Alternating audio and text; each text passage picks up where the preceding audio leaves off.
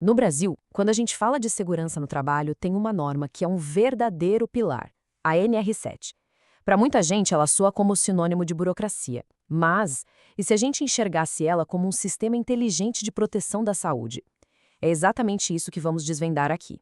A primeira imagem que vem à cabeça de muita gente sobre a NR7 é essa aqui, uma fábrica de ASUS, os atestados de saúde ocupacional. A impressão que fica é que a norma existe só para gerar papel, um ritual para poder contratar alguém, mudar uma pessoa de função ou desligar. Mas será que é só isso mesmo? Será que o propósito de uma norma tão fundamental se resume a um carimbo num pedaço de papel? A resposta, gente, é um sonoro não.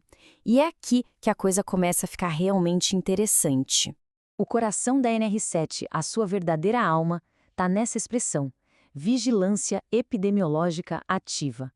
Parece um nome complicado, né? Mas a ideia é incrivelmente poderosa. Em vez de esperar a doença se instalar, a norma cria um sistema para a gente ficar de olho na saúde do trabalhador e agir nos primeiríssimos sinais, muito antes de o dano ser permanente. Ok, então como essa tal vigilância ativa realmente funciona no dia a dia? É isso que a gente vai ver agora, olhando para muito além da papelada.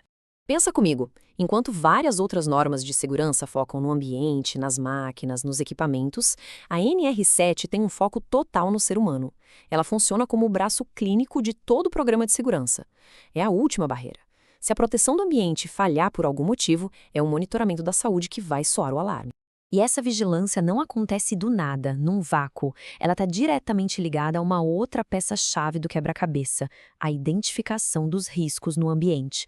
É uma via de mão dupla, um ciclo que se retroalimenta. A melhor forma de entender essa conexão é com uma analogia.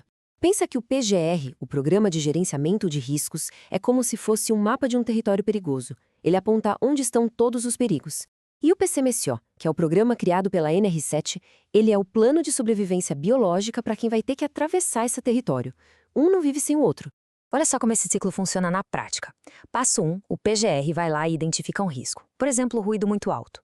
Passo 2, em resposta, o PCMSO define o exame certo para isso, que é a audiometria. Passo 3, o exame detecta um pequeno sinal de perda auditiva. Opa, isso acende um alerta geral e força a empresa a reavaliar suas proteções contra o barulho. É um ciclo de melhoria constante. Bom, a principal ferramenta para fazer esse monitoramento todo são os exames médicos. E a NR7 estabelece 5 checkpoints de saúde, 5 momentos-chave ao longo da vida do trabalhador dentro da empresa. Isso mesmo, 5. E não é um número aleatório. Cada um desses 5 momentos tem um propósito muito bem definido, uma razão estratégica para existir. A gente tem, então, o admissional, que é a porta de entrada, o periódico, para fazer o acompanhamento constante, o de retorno ao trabalho após um afastamento, o de mudança de riscos ocupacionais, que é uma das grandes novidades da norma, e, por último, o demissional, para fechar esse ciclo.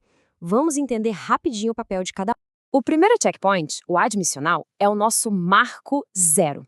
Ele tem que ser feito, olha só, antes da pessoa começar a trabalhar. A função dele é dupla. Primeiro, ver se a pessoa está apta para aquela função. E segundo, que é super importante, registrar o estado de saúde dela antes de qualquer exposição aos riscos da empresa. Isso protege todo mundo. Já o exame periódico não tem uma frequência tirada da cartola. A regra é bem clara. Ele é anual para trabalhadores que ou estão expostos a riscos específicos ou são considerados mais vulneráveis pela idade. Para o pessoal entre 18 e 45 anos, sem essa exposição, o exame é a cada 2 anos. E para agentes muito perigosos, o intervalo pode ser até menor, semestral, por exemplo. E aqui tem uma mudança de conceito muito inteligente na nova NR7.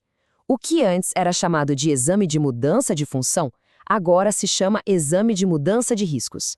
A lógica faz todo sentido. O exame só é obrigatório se a mudança de atividade expõe a pessoa a riscos novos ou diferentes. Uma simples promoção de cargo, sem mudar os riscos, não precisa de exame. E, por fim, o demissional, que serve para documentar a saúde do trabalhador no momento da saída. Mas, para desburocratizar, ele pode ser dispensado. Se um exame periódico foi feito há pouco tempo, menos de 135 dias para empresas de baixo risco ou 90 dias para as de alto risco, esse exame que já foi feito continua valendo. Agora, vamos falar da evolução que talvez seja a mais estratégica da NR7. É sobre como transformar um monte de dados de saúde em inteligência de gestão usando uma ferramenta poderosa chamada relatório analítico. O relatório antigo era basicamente descritivo. Ele só dizia: fizemos 50 exames esse ano. Era um documento estático que olhava para o passado. O novo relatório analítico é estratégico. Ele não quer saber quantos exames foram feitos. Ele quer interpretar os resultados de todo mundo junto, se transformando numa ferramenta dinâmica de gestão. E o que ele precisa ter? Bom, ele vai muito além de dizer quem está apto ou inapto. O relatório exige estatísticas de resultados com qualquer alteração, mesmo que pequena. Ele analisa a incidência de doenças por setor da empresa e, o mais importante de tudo, ele obriga a empresa a criar um plano de ação para o ano seguinte. Com um relatório desses em mãos, o médico do trabalho pode chegar numa reunião e dizer: olha, os dados estão mostrando que o setor de solda tem um número muito maior de queixas respiratórias. Precisamos investigar o que está acontecendo lá. É usar os dados para apontar o caminho. A NR7 também é super técnica. Ela tem anexos que são verdadeiros guias de laboratório. Para cada agente químico perigoso, como chumbo, tolueno, benzeno, a norma diz exatamente qual indicador biológico tem que ser medido e em qual amostra, se é no sangue, na urina. É a ciência aplicada na proteção do trabalhador. Para a gente fechar, vamos para a parte prática. Como tudo isso vira documento e quais são as regras especiais para cada tipo de empresa. O documento mais famoso de todos é o ASO. Ele é emitido depois de cada exame e basicamente informa se o trabalhador está apto ou inapto para a função. Um ponto super importante, o ASO não pode conter o diagnóstico médico. Essa informação é confidencial. Por isso, ele é feito em duas vias, uma para a empresa e outra para o funcionário. E as pequenas empresas como ficam?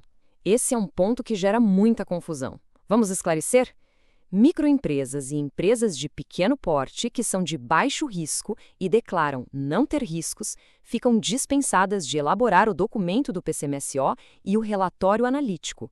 Mas muita atenção! Elas não estão dispensadas de realizar e custear os exames admissionais, periódicos e demissionais. A proteção da saúde continua sendo obrigatória para todo mundo. E tudo isso nos leva a uma reflexão final. A saúde ocupacional é só mais um custo para a empresa minimizar? Uma burocracia para cumprir tabela? Ou ela é, na verdade, um investimento estratégico na sustentabilidade do negócio e, principalmente, na sustentabilidade das pessoas? A NR7, quando a gente entende ela de verdade, nos aponta claramente para a segunda opção.